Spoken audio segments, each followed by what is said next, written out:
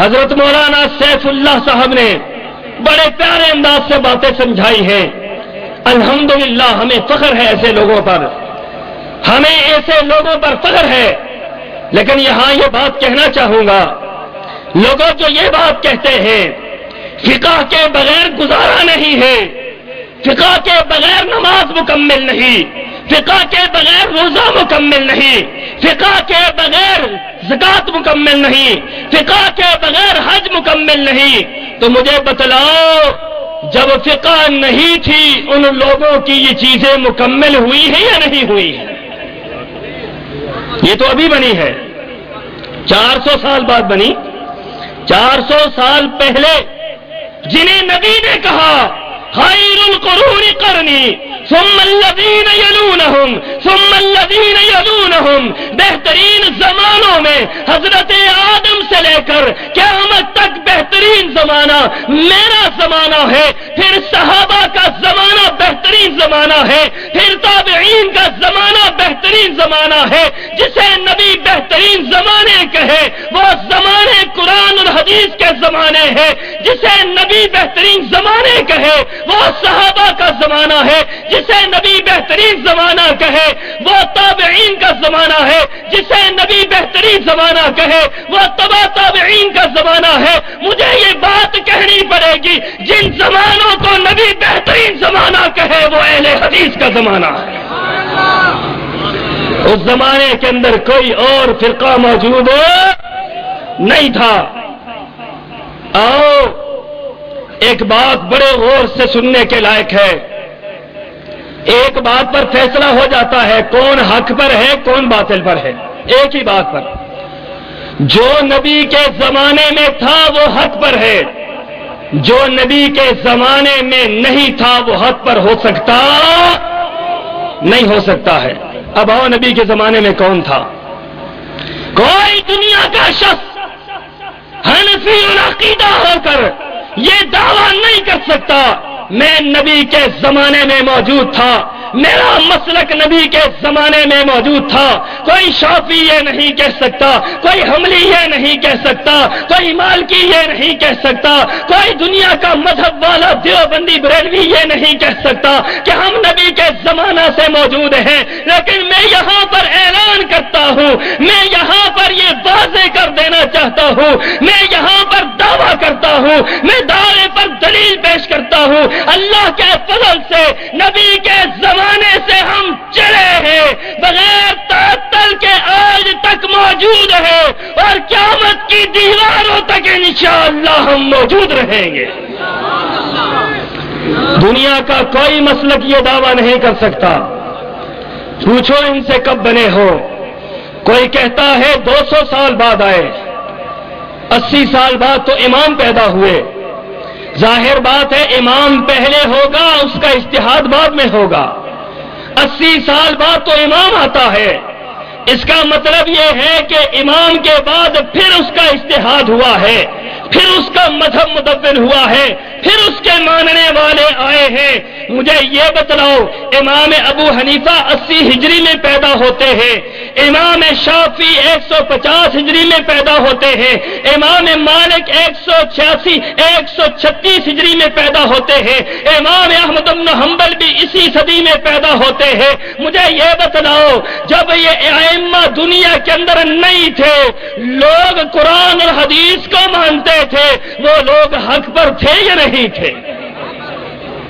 سوچنے کی بات یہ ہے. اب اگر کوئی بندہ یہ کہتا ہے کہ حنفی ہونا ضروری ہے، جنت میں جانے کے لیے اماموں کی تقلید ضروری ہے، تو میں یہ بات کہوں گا پھر صحابہ جنت میں گئے؟ بڑی تکلیف دہ بات ہے. جو یہ بات کہتا ہے ائمہ کی تقلید کے بغیر جنت میں نہیں جا سکتے، تو یہ بات پھر ماننی پڑے گی وہ صحابہ، وہ تابعین، وہ تبع تابعین، وہ ائمہ جو اس میدان سے نہیں گزرے ہیں، تقلید کو انہوں نے واجب فرض نہیں کہا ہے، تقلید انہوں نے نہیں کی ہے، پھر ان کے بارے میں فتوے لگاؤ کہ ان کے بارے میں تمہارا کیا خیال ہے۔ میں یہ بات کہوں گا، میرے نبی نے فرمایا میرے زمانے سے ایک جماعت چلے گی اور میرے زمانے سے وہ جماعت بدستور قائم رہے گی، اس کے بعد کسی ظالم کا ظلم اس کو ختم نہیں کرے گا، کسی عادل کا عدل اس کو کچھ نہیں کہے گا، بغیر تعطل کے وہ قیامت کی دیواروں تک قائم رہے گی۔ دنیا کا کوئی شخص جو حنفی ہو دعویٰ نہیں کر سکتا، جو شافعی ہو دعویٰ نہیں کر سکتا، حنبلی ہو دعویٰ نہیں کر سکتا، مالکی ہو دعویٰ نہیں کر سکتا کہ نبی کے زمانے سے ہم چلے ہیں، آج تک موجود ہیں، قیامت تک رہیں گے، یہ دعویٰ کوئی نہیں کر سکتا۔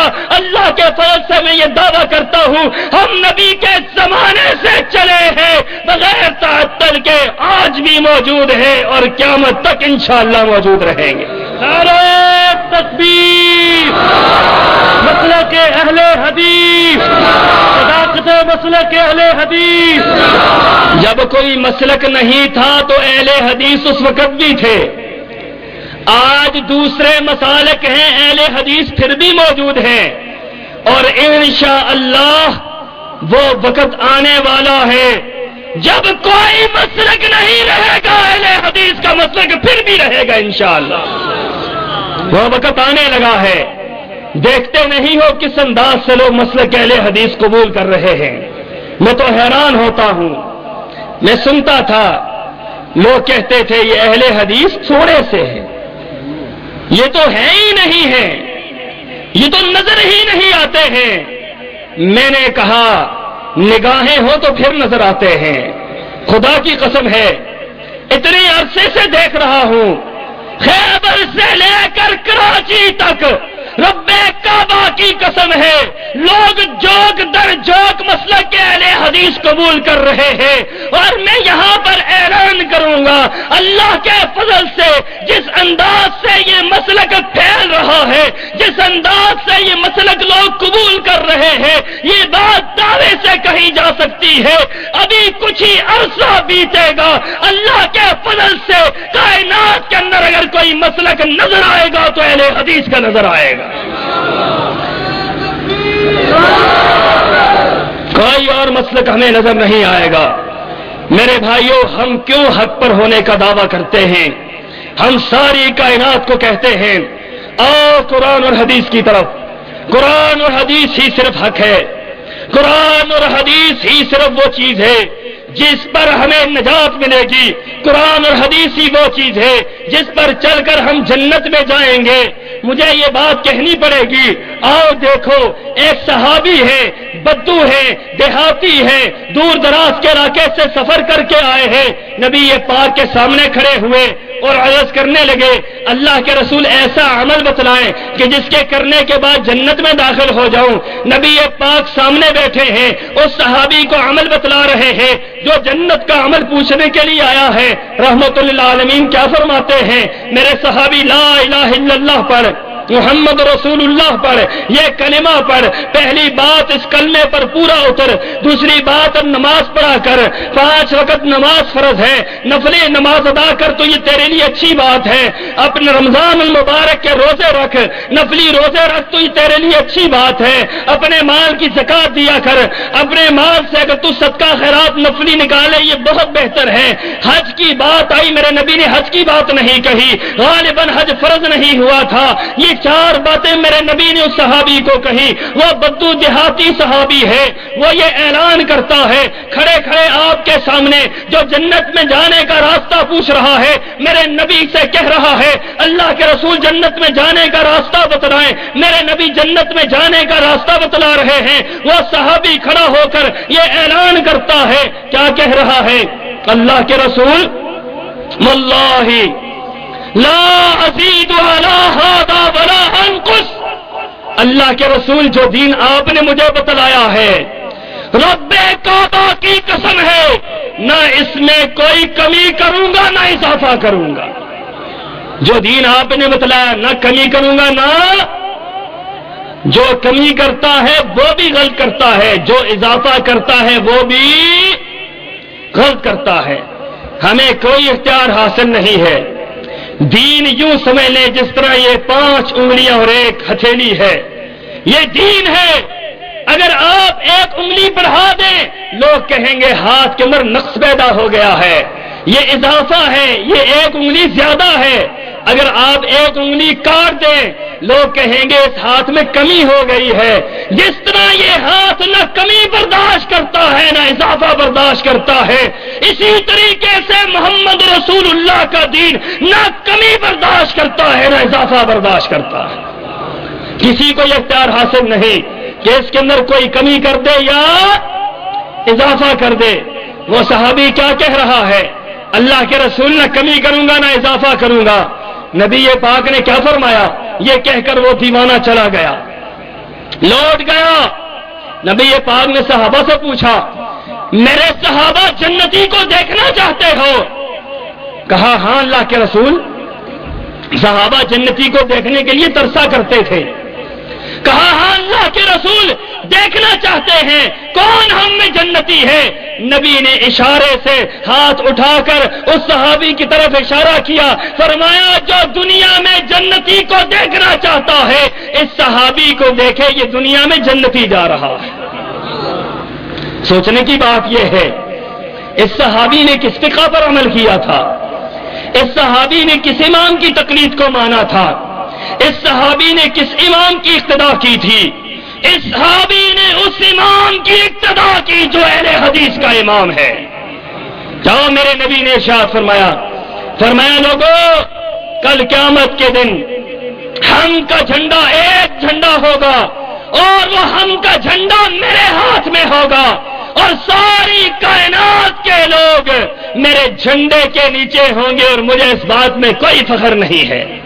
کوئی دنیا کا شخص یہ بات نہیں کہہ سکتا کہ ہمارے امام کا جھنڈا ہوگا، کوئی حنفی یہ نہیں کہہ سکتا ہمارے امام کا جھنڈا ہوگا، کوئی شافی نہیں کہہ سکتا ہمارے امام کا جھنڈا ہوگا، کوئی حنبلی نہیں کہہ سکتا ہمارے امام کا جھنڈا ہوگا۔ اہل حدیثوں خوش ہو جاؤ، ہم یہ اعلان کرتے ہیں کل میدان محشر کے اندر اگر کوئی جھنڈا نظر آئے گا اہل حدیث کے امام کا نظر آئے گا، کسی اور کا جھنڈا وہاں پر موجود نہیں ہوگا۔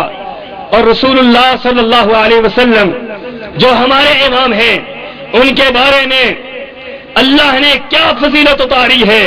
نبی محترم نے فرمایا 2 فرشتے اترے، 2 فرشتوں نے ترازو قائم کیا، اس ترازو کے اندر ایک پلڑے میں مجھے رکھ دیا، ایک پلڑے کے اندر ایک شخص کو رکھ دیا، ترازو اٹھایا گیا، میرا پلڑا بھاری ہے، دوسری طرف 2 کو رکھا گیا، ترازو اٹھایا گیا، میرا پلڑا بھاری ہے، دوسری طرف 10 کو رکھا گیا، ترازو اٹھایا گیا، میرا پلڑا بھاری ہے، دوسری طرف 100 کو رکھا گیا، ترازو اٹھایا گیا، میرا پلڑا بھاری ہے، دوسری طرف 1000 کو رکھا گیا، ترازو اٹھایا گیا، میرا پلڑا بھاری ہے۔